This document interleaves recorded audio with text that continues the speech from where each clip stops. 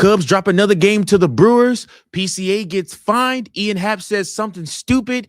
And the Chicago Cubs are reportedly already working the phones. Guys, listen, we got all this and more to talk about on today's episode of Chicago Cubs Central right after this.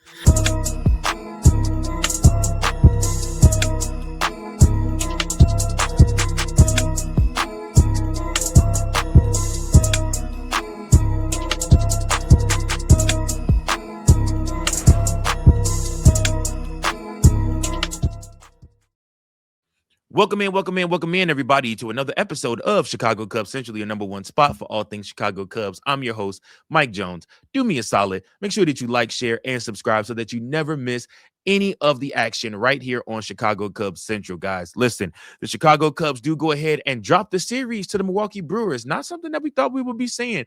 I thought that Shota Imanaga would come out and be dominant. I thought the Chicago Cubs would lose today, and I thought they would win tomorrow on Wednesday's game against these Milwaukee Brewers, winning the series and keeping them at bay at least for a little while. Unfortunately, the Chicago Cubs got their A's kicked against the Brewers on Monday night. Shota Imanaga got touched up for 8 runs in that one.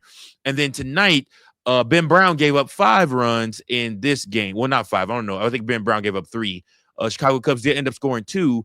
And then Bryce Terang ended up hitting a home run, a 2-run shot that extended their lead 5-2, allowing the Brewers to win the series. The Brewers just got on base very, very easily against Chicago Cubs. I mean, they were just on the button. Both games so far.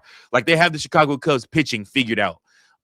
Very nervous for Edward Cabrera tomorrow. It could go very, very south real quick for him. He could look very, very dominant, or it could go very, very south very, very quickly.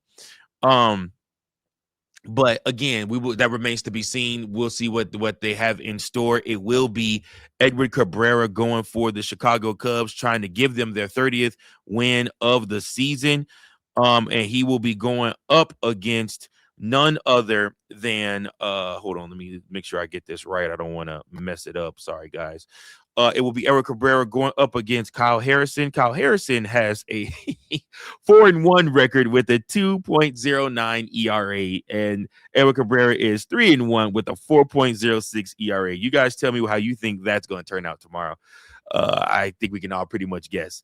But nevertheless, again, the Chicago Cubs got to go out there. You got to roll the ball out. You got to play the game. So we'll see what happens. The Brewers just so happen to always find those hidden gems when it comes to these trades. They've just been winning these trades backwards and forwards. I'm telling you, the trade for Freddie Peralta to the New York Mets, I'm looking at it. They won that trade. And Freddie Peralta is having an okay season. But the young man we saw on Monday that pitched his ass off for the Brewers, and then you're getting ready to see this guy tomorrow on Wednesday, in Wednesday's game, and Kyle Harrison, that has looked fairly good. I mean, come on. And these are young pitchers. Now, the Chicago Cubs have young pitchers of their own that should be shining right now. However, one's done for the season. One is still in AAA, and we don't know what's happening with him. The other one, and Ben Brown, I still consider Ben Brown a young pitcher for the Chicago Cubs, just got tuned up tonight. So, again, it happens. The Brewers are just good at finding gems for cheap. Like, they're just good. They're good at their deals. They're good at gems, to finding gems for cheap. Honestly, as much as we want to hate them Cubs fans, the Brewers are just a really good organization. They have their shit together. For a medium-sized to small market team, the Brewers have their shit together. They just do. And the Chicago Cubs sometimes do and sometimes don't. I mean, like I said, this Brewers team is overtaking the Cubs for first in the Central Division again. And I just believe that they know what they're doing, like I said, as an organization. And they came into this series against the Chicago Cubs with a game plan, and they have fulfilled that game plan. And I don't know that the Chicago Cubs have came in with a game plan. I just I don't know, guys. I don't know. So with that being said, a lot of people, have talked about Ian Happ. A lot of people hate the fact that Ian Happ has an average of 1.50 of 0.151, a batting average with runners in scoring position, and he's batting cleanup for the Chicago Cubs. Um, they've had a lot to say about that. Ian Happ had this to say today when he was featured on 104 is it 104.5 the score. Basically, he was detailing the fact that it's way too early for fans to be wondering. It's 1,000%. It's way too early for fans to be focused on the standings at this point in the season. And while I do agree with Ian Happ, it might just be a little bit too early for fans to be wondering about the standings or worried about the standings. It's not too early for fans to be wondering and worried about why you cannot come through when we need you to with runners in scoring position. I mean, I really just don't know where you put Ian Happ. Again, guys, this is what we've talked about, and me and Sid the Great have detailed this when we did our Ian Happ season review for last season. We were talking, and he told me that Ian Happ stinks, man. He's good. He's good every once in a while, but for the majority of the season, this is what you get from him. And then at the tail end, somehow he'll have somewhere around 20 some home runs. He'll have around 90 some RBIs, and he'll have a batting average around 240, 250, and he'll win another Gold Glove. But at the same time, for majority of the season, he is killing you literally. I mean, and it sucks because theoretically, where Ian Happ is batting right now is where you would actually like to put PCA. The problem is PCA's been trashed this season from the plate. So it doesn't help you any. You can't depend on Alex Bregman. You really can't depend on Seiya Suzuki. I mean, you're almost looking at having to either put I mean, I don't want to put that type of pressure on Moises Ballesteros, but it's either him, Miguel Amaya, or Carson Kelly are going to have to start hitting that cleanup spot, at least for a little while until these guys snap out of it, because this is just terrible. This is just terrible. These guys have not been getting it done with runners in scoring position, and that's why the Chicago Cubs have been losing these games. Either strikeouts, pop outs. It's pretty much what you see.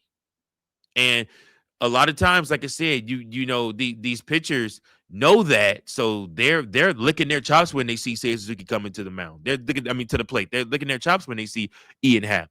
You get a competitive AB from Bregman or a competitive AB from Nico Horner. You got two men on, nobody out, and then the next three guys proceed to strike out, pop out, and then ground out, and that's your game. So the Chicago Cubs and Craig Counsell are going to have to get very creative with the batting order. They're going to have to. He's going to have to figure something out. You're going to have to figure something out with Ian Happ. You're going to have to figure something out with PCA. You're really going to have to figure something out with Alex Bregman. You got to figure something out really with the whole lineup, because they ain't hidden. They just aren't. And I mean, I hate to talk about trades, but you're going to need to probably trade for more than just pitching. If you really want to make a deep run. That's just kind of where we're at with things. But again, it's, May. Like I said, the Chicago Cubs have played 59 games this season, because they're 29-20 right now. 49 games. They play 49 games. They'll play their 50th game on tomorrow. So on Wednesday. So 50th game of the season. So we aren't even halfway through the season yet. So it's still too early to really say with this team. And, I just want you guys to be able to give them a little bit of grace and give them a little bit of time.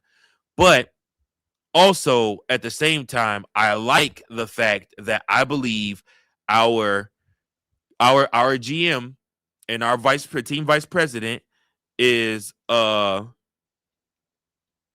working the phones already, reportedly, to have a deal get done for the Chicago Cubs. So basically the MLB trade deadline is not for a couple months, but it isn't going to wait for anyone either.